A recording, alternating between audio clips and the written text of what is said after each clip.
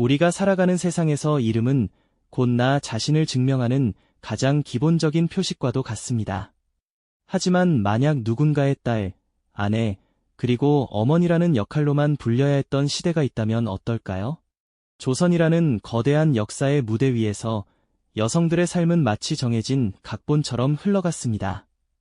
놀랍게도 그 견고한 질서의 이면에는 공식적인 기록 그 어디에도 남아있지 않은 그들만의 역사가 숨쉬고 있었습니다. 바로 남성 중심의 사회가 만들어 놓은 견고한 벽 너머에서 자신들의 목소리와 삶을 지키기 위해 비밀리에 손을 맞잡았던 여성들의 이야기가 오늘의 시작점이죠.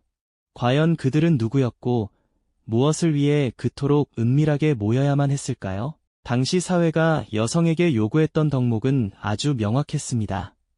태어나서는 아버지를, 혼인해서는 남편을, 그리고 남편이 세상을 떠나면 아들을 따라야 한다는 보이지 않는 족쇄가 평생을 따라다녔으니까요.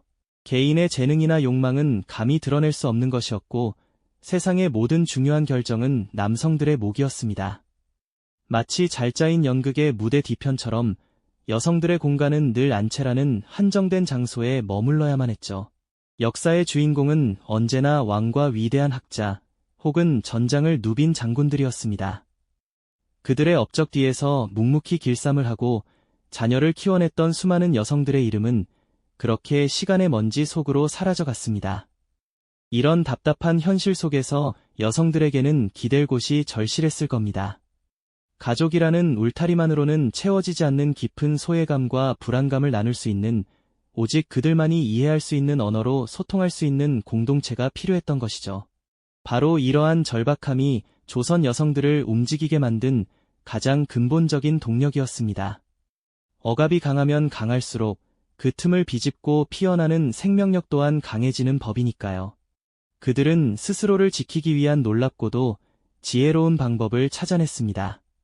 그렇다면 그들은 구체적으로 어떤 방식으로 서로에게 힘이 되어 주었을까요? 그들이 만든 비밀스러운 연대의 모습은 생각보다 훨씬 더 조직적이고 다채로웠습니다. 가장 대표적인 것이 바로 개와 같은 경제 공동체의 운영이었습니다. 매달 일정한 돈이나 곡식을 함께 모아서 목돈이 필요한 사람에게 먼저 빌려주는 이 방식은 오늘날의 금융 시스템과도 무척 닮아있죠. 남편에게 의지하지 않고도 자녀의 혼사를 치르거나 어려운 일을 해결할 수 있는 든든한 비자금을 스스로 마련했던 점입니다. 이것은 단순히 돈을 모으는 것을 넘어서 여성들이 경제적인 주체성을 확보하려는 놀라운 시도였다는 사실을 보여줍니다. 그들의 모임은 단순한 친목 도모의 장이 아니었습니다. 그곳은 가장 중요한 정보가 오가는 정보교환의 중심지이기도 했습니다. 어느 집안의 혼사 이야기부터 시작해서 자녀를 건강하게 키우는 비법, 심지어는 사회의 부조리에 대한 이야기까지 그들만의 언어로 세상을 읽어내고 생존에 필요한 지혜를 나누는 소중한 네트워크였던 셈이죠. 놀랍게도 이러한 모임은 양반 가문의 여성들부터 평범한 서민 여성들에 이르기까지 다양한 계층에서 각기 다른 형태로 나타났습니다. 종친회 안에서 여성들끼리 따로 모임을 갖기도 했고, 때로는 같은 종교적 믿음을 공유하며 서로의 아픔을 보듬는 공동체를 만들기도 했습니다.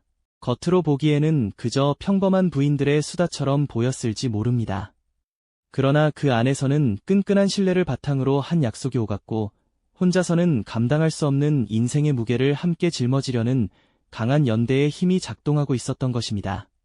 이 은밀한 네트워크는 여성들에게 심리적인 안정감을 주는 것을 넘어 다음 세대에게 무엇을 물려주어야 하는지에 대한 고민을 나누는 교육의 장이 되기도 했습니다.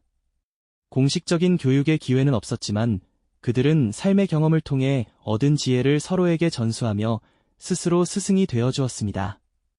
이처럼 조선의 여성들은 겉으로 드러내지 않았을 뿐 보이지 않는 곳에서 누구보다 치열하게 자신들의 세계를 구축하고 있었습니다.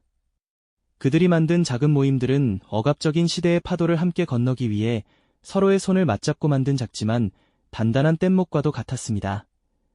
그렇다면 이 작은 공동체들이 남긴 유산은 과연 무엇이었을까요? 그들은 거대한 사회 구조를 바꾸거나 역사의 전면에 나서서 목소리를 내지는 못했습니다.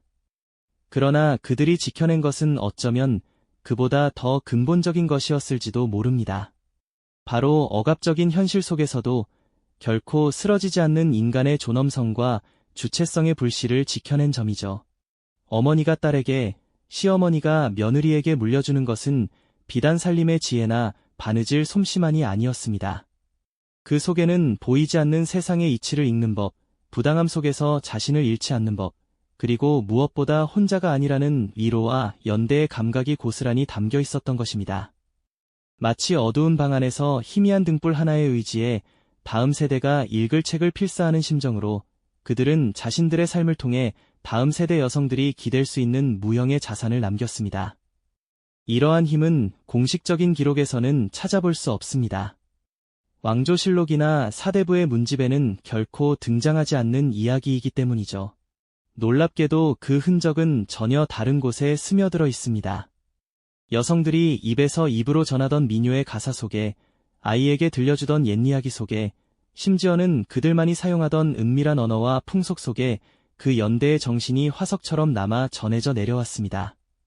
결국 그들의 연대가 남긴 가장 위대한 유산은 역사에 기록되지 않았기에 오히려 누구도 빼앗거나 훼손할 수 없는 강력한 생명력을 갖게 되었다는 사실 그 자체입니다. 지배층의 언어로 쓰인 역사는 언제든 왜곡되거나 사라질 수 있지만 삶으로 체득되고 마음으로 이어진 역사는 끈질기게 살아남아 시대를 관통하는 법이니까요. 이름조차 남기지 못한 수많은 여성들이 서로에게 기댄 그 작은 어깨들이야말로 거대한 유교 사회의 균열을 만들어낸 보이지 않는 힘이었던 셈입니다. 그들이 지핀 작은 불씨는 결코 꺼지지 않았습니다.